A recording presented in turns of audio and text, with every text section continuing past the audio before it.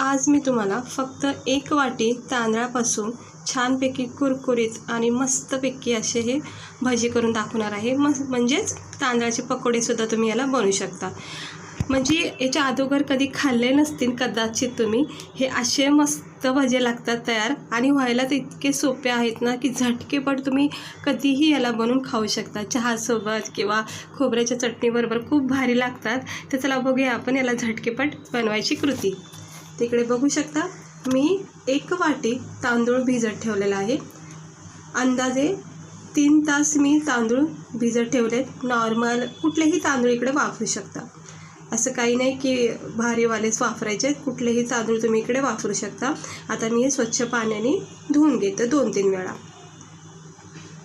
हे बघू शकता तांदूळ छानपैकी धुवून घेतलेले आहे स्वच्छ पाण्याने आणि 2-3 तास भिजत ठेवले होते, त्यामुळं चांगले असे फुलले गेलेत। आता मिक्सरच्या भांड्यामध्ये हे आपण तांदूळ थोडे थोडे घेऊन किंवा एकदमसुद्धा वाटण जमलं तर एकदम करून घ्या तांदळाचं। आता हे मी सगळंच काढून घेते याच्यामध्ये। हे असं थोडं थोडं करून ह्याच्यामध्ये टाकून अगदी थोडं किंचित पाणी टाकून याचं वाटण करायचं। इडली डोश्याचं पीठ तुम्हाला तर माहितीच असेल, जसं वाटण करतो आपण तसंच करायचं आहे याचं वाटण, अगदी पातळ अजिबातच नको आहे। हे बघू शकता याचा थिकनेसपणा बघू शकता तुम्ही, जास्त याला पातळ अजिबात वाटायचं नाही, म्हणजे वाटता वेळेस पाणी टाकायचं नाही जास्त, कमी पाणी टाकलं की याचा थिकनेसपणा याच्यामध्ये तयार होतो आणि सेम असंच आपल्याला हवे बॅटर। काय आपल्याला पकोडे बनवायचे आहेत त्यामुळं थोडंसं घट बॅटर पाहिजे। डोसे वगैरे असतं की त्याला थोडंसं पातळ बॅटरसुद्धा चालतं। आता इकडे मी 1 मोठा बटाटा शिजून घेतलेला आहे, जास्त गाळ नाही करायचं। हे बटाट्याचे तुकडे करून वाटण करून घ्या, कारण की एकदम बटाटा टाकलं कट करून तर ते जास्त लवकर असं वाटलं जात नाही। आता मी हे बटाटा छानपैकी वाटण करून घेतले, बघू शकता मस्त झालं आहे। 1-2 तुकडे राहिलेत पण ते नंतर मिक्स होऊन जातील। हे बघा आता याच्यामध्ये ह्याला मिक्स करून टाकायचं।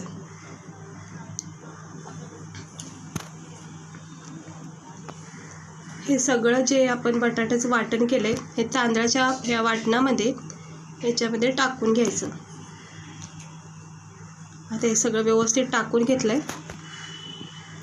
आता याच्यामध्ये आपल्याला काही असं विशेष साहित्य वापरायचं नाही, खूप सिंपल पद्धतीचे हे तांदळाचे पकोडे तयार होतात। चवीनुसार फक्त मीठ टाकायचं इकडे आणि त्यानंतर फक्त आणि फक्त 2च साहित्य वापरायचे। कोथिंबीर टाकायची थोडीशी, अगदी जास्त नाही टाकायची। त्यानंतर थोडासा आपल्या पकोड्यामध्ये तिखटपणा येण्यासाठी 2च मिरच्या इकडे मी कमी तिखटवाल्या घेतल्यात। हवं तर इकडे थोडंसं तुम्ही लाल मिरचीचा कूटसुद्धा वापरू शकता, जर तुम्हाला स्पायसी खायला आवडत असेल तर मग त्यानुसार टाका। आता इथं छान फ्लेवर येण्यासाठी जिरे टाकायचे, जिरे खूप गरजेचे आहे, जिरे नक्की टाका। आता याला मिक्स करून घ्यायचं।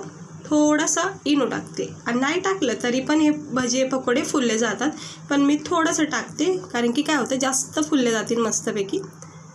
हे ऑप्शन आहे, नाही टाकलं तरी काही हरकत नाही। आता हे सगळं मिक्स करून घ्यायचं, हाताच्या सहाय्यानेच खूप छान असं मिक्स होतं हे पीठ। याच्यामध्ये आपण बटाटे टाकले ते सुद्धा मी आता मॅश करून घेते हाताच्या सहाय्याने आणि बटाटे नरम सॉफ्ट असल्यामुळं लगेच मॅश झालेत, बघू शकता मस्त हे पीठ तयार होतं। मध्ये मध्ये जरा कोथिंबीरची काडी लागते हाताला, ते काढून टाकली आहे मी आणि हे असं पीठ छानपैकी मिक्स करून घ्यायचं, जसं आपण मेंदूवडा वगैरे बनवतो किंवा दहीवड्याचं पीठ असतं बॅटर आपण मिक्स करतो ना, तसं करायचं याला 1 मिनटं आणि छान फुललं जातं।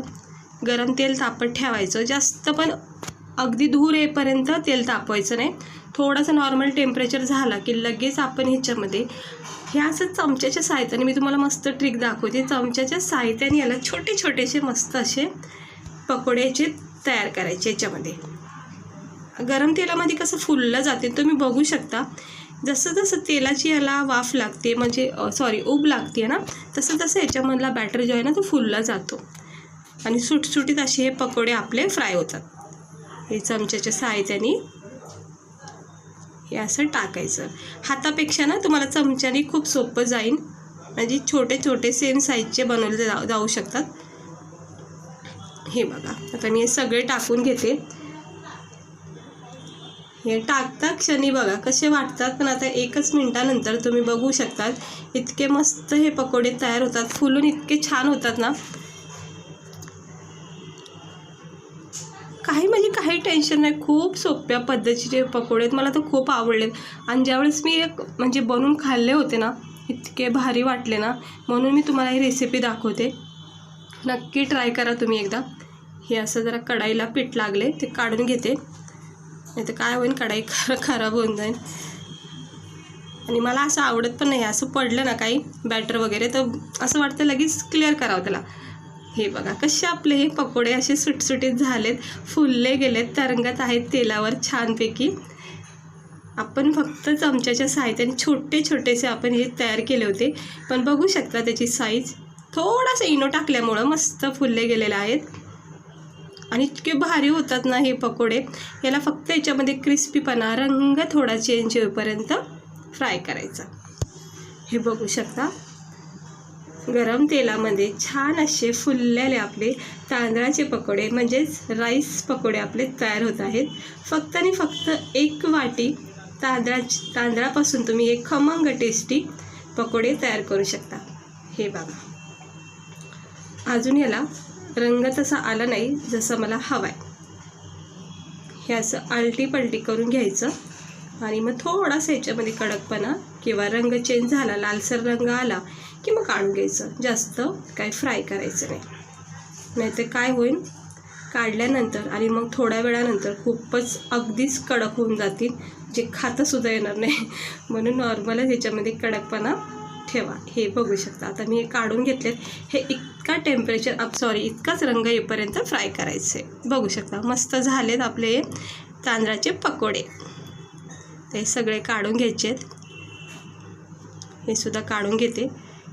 हे बघू शकता मस्त झालेले आहेत. आता दुसरा बॅटरसुद्धा मी सेम प्रोसेसमध्ये टाकून घेते चमच्याच्या साहाय्याने. चमच्याच्या खाली एक छोटासा प्लेट घ्यायचं, जेणेकरून काय होतं असं हे बॅटर सांडलं जात नाही कुठे. हे बघा तरी पण माझ्याकडून पडलंच जातं कढाईवर, काय हरकत नाही. हे बघा असे छोटे छोटे, किंवा तुम्हाला मोठी साईज हवी असेल तर मोठे पण करू शकता, पण हे फुलले जातात म्हणून सुरुवातीला छोटे टाकायचे. हे बघा लगेचच 1 मिनिटामध्ये याच्यामध्ये कसा असं फुलून मस्त याची साईज वाढली जाते. आता सेम प्रोसेसने मी याला फ्राय करून घेते.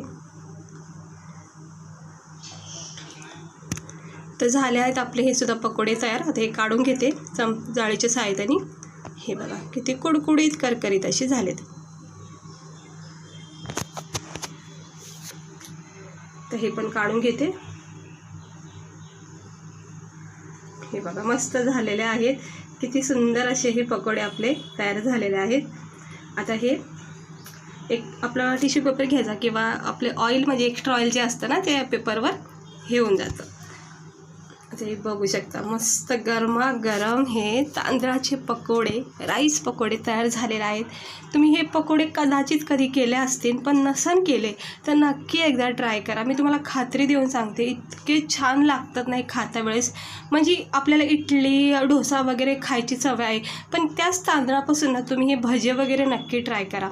हे बघा ह्याचा क्रिस्पीपणा किती भारी झालेला आहे आणि इतकं सहजपणे होतात ना, काही टेन्शन नाही आहे. झटकीपट हे राईस पकोडे तयार होतात.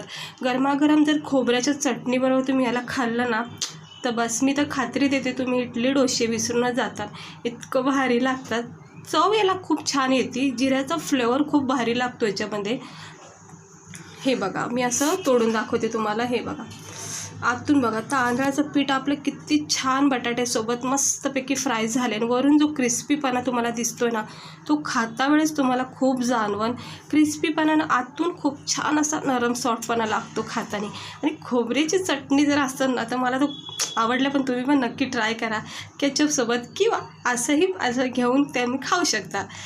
तर नक्की ट्राय करा. इतरांनासुद्धा ही रेसिपी शेअर करा, म्हणजे त्यांनासुद्धा एक काहीतरी नवीन ट्राय करायला भेटेल.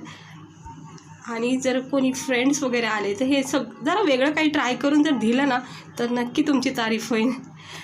तर आवडलं असेल ते एकदा नक्की ट्राय करून बघा. मस्त झालेले आहेत. गरमागरम असे बनवायचे आणि खायचे. छानपैकी नाश्त्यालासुद्धा तुम्ही याला ट्राय करू शकता. हे बघा मस्त झालेली, इतकी छान चव लागली ना. झटकीपट बनणारा आणि झटकीपट संपणारा सुद्धा हा नाश्ता आहे. तर ट्राय नक्की करा. तांदळापासूनच, सॉरी मला पिठापासून बोलायचं होतं. फक्त 1 वाटी तांदळापासून हे नक्की ट्राय करा. भजे खूप तयार होतात मस्तपैकी. हे बघा मस्त झालेले आहेत. आपण हे कांदा भजे, बटाटा भजे हे तर नेहमीच खातो, पण जरा थोडे वेगळे काहीतरी ट्राय करायचं. ते तांदळा पकोडेसुद्धा तुम्ही खाऊन बघा. मस्त झालेले आहे. छानपैकी कॅचअपसोबत घ्यायचे, खोबऱ्याची चटणी घ्यायची आणि याला सर्व करा. चला भेटते मी तुम्हाला पुढच्या व्हिडिओमध्ये.